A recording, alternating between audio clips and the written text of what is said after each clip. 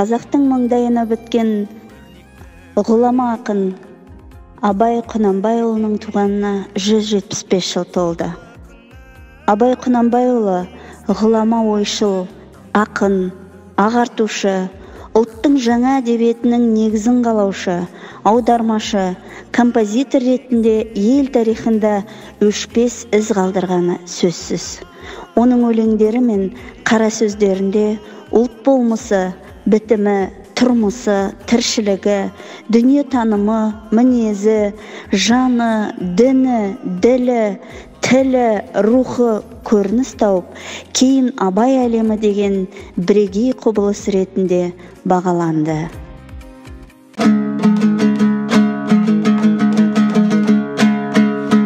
Алыстан сермеп, жүректен тербеп, шымырлап бойға жайылған, Хиуадан шауып, қисынын тауып, тағыны жетіп қайырған. Толғауы 90 қызыл тіл, сөйлеймін десең өзіңді. Өткірдің жүзі, кестенің бізі, өрнегін сендей сала алмас. Білгенге маржан, білмеске арзан, надандар бақыра ала алмас.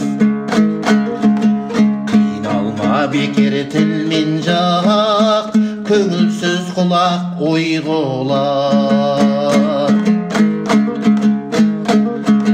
Басында ми жоқ, өзінде ой жоқ, күлкісіз кереден наданның. Көп айтса күнді, жұрт айтса болды, әдеті надан адамның.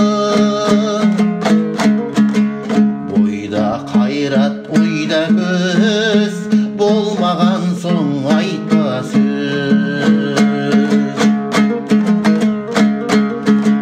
Атадан алтау, анадан төртеу, жалғыздық көрер жерім жоқ.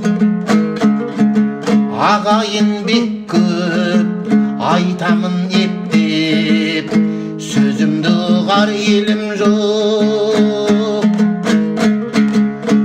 Моласындай бақсының, жалғыз қалдым тапшының. Моласындай бақсының, жалғыз қалдым тапшының. Ұлы ақын Абай өз заманында Шыңғыстау мен Қарқаралы жеріндегі тоғызқұмалақшылар арасында сайыстар ұйымдастырып, бірге ойнағаны белгілі. Тоғызқұмалақ өткен ғасырда кең тараған ойын. Әлемдік мәдениеттің кез келген үлгілерімен бой теңестіре алатын ұлттық ойындарымыздың бірі. Тоғызқұмалақ ойынының есебі ерекше. Өзіне ұқсас ойындарға қарағанда анағұрлым күрделірек. Мұнда арифметиканың, алгебраның элементтері бар. Тоғызқұмалақ біздің қазақтың ертедегі ойын. Бұл кезінде қазақтың жерлерінде жақсы дамыған тоғызқұмалақ. Әсіресе чопандар, қожайыншылар қойдың құмалағынан жер қазып, 9 ұяшықтан қазып ойнаған. Әсіресе бертін келе біздің өзіміздің ұлы Абай ақынымыз тоғызқұмалақты өте жақсы ойнаған. Әр жақтан келген, Қазақстаннан келген адамдарды жарысқа ұйымдастырған. Ең көбінде мүше болып жарысты ұйымдастырған Абай Құнанбаев болған тоғызқұмалақта.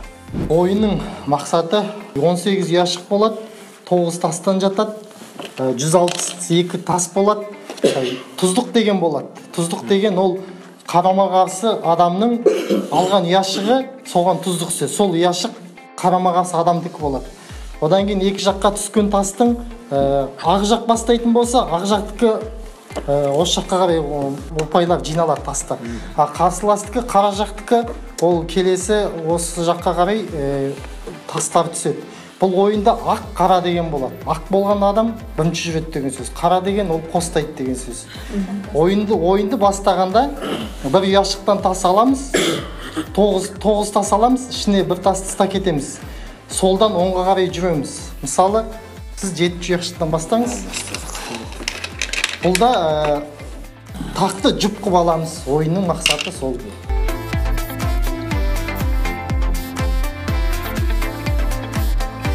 6-шы ұяшыққа келді, 10 болды, 10 тас жұп болды, аласыз. Сен жүресің.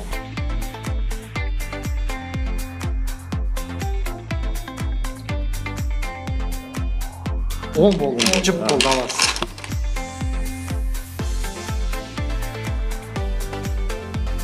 Енді бұл ойында, мысалы, екі жақта жұп болды, мысалы. Екі жақта жұп болды. Енді сіз ақ жақтікі қарама-қарсы жақты бетін ашып кетуіңіз керек. Бұл жақта тақ кетуіңіз керек. Екінші жол жұп қып алу үшін. Сол үшін не істеуге болады?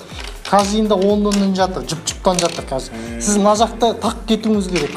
Сол кезде сіз 9-дан жүресіз. 9-шы ұяшықты аласыз, ішіне бір тасты кетесіз.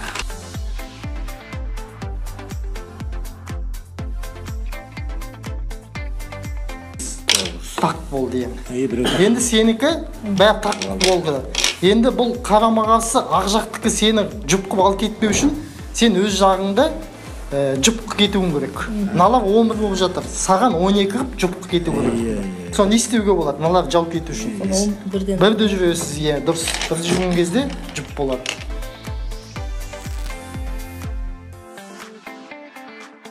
Енді сіз қайтадан ашып кетесіз. Бұлда сіз қарама-қарсы жақтың ұяшығындағы тасты есептейсіз. Бұл жақта неше тас жатыр? 12 тас жатыр, 12 тас жатыр. Бұлар бәрі жұп болып жатыр.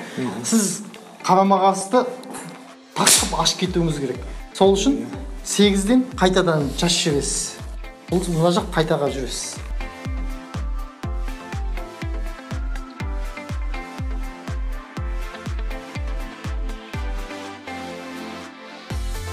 Сізден жауып кетесіз.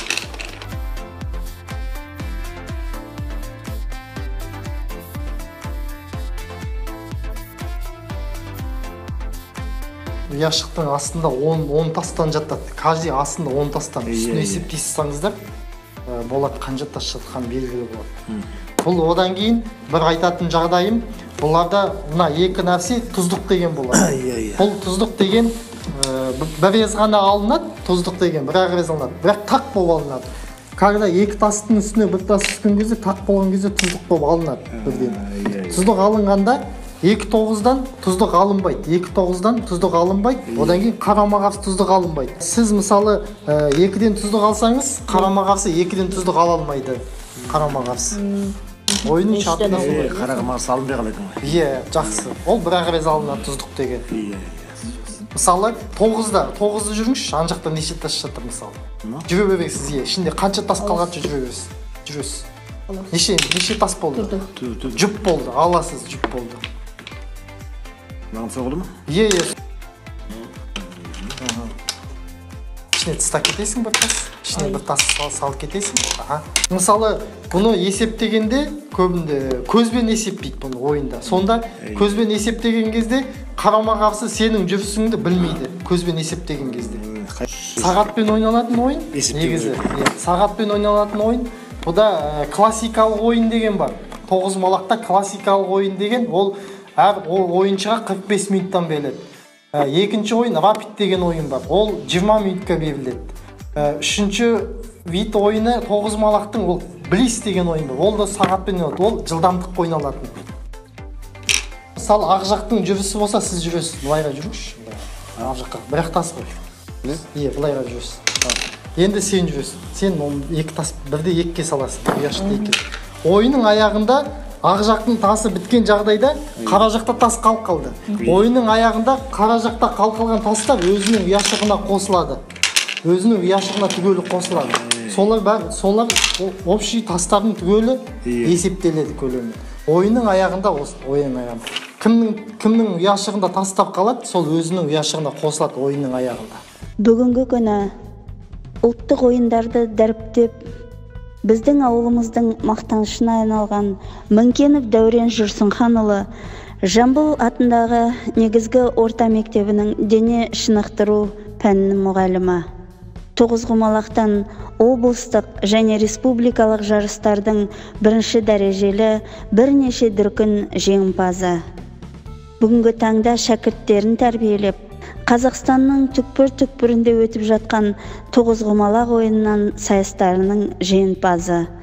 Атап айтсақ, Жеңісбеков Алтай студенттер арасында Шымкент қаласында өткен тоғызқұмалақтан республикалық сайысында жүлделі бірінші орынға ие болды. Әбілқасымов Диас Алматы қаласындағы колледждер студенттер арасындағы жүлдегер. Дәуреннің шәкірттері көптеген аудандық, облыстық, республикалық сайыстарда жүлделі орындарға ие болып жүр.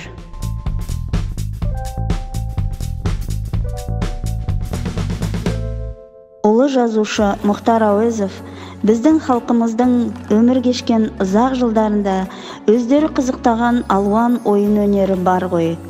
Ойын деген менің түсінуімше көңіл көтеру, жұрттың көзін қуантып, көңілін шаттандыру ғана емес, ойынның өзінше бір ерекше мағыналары болған деп тегін айтпаса керек.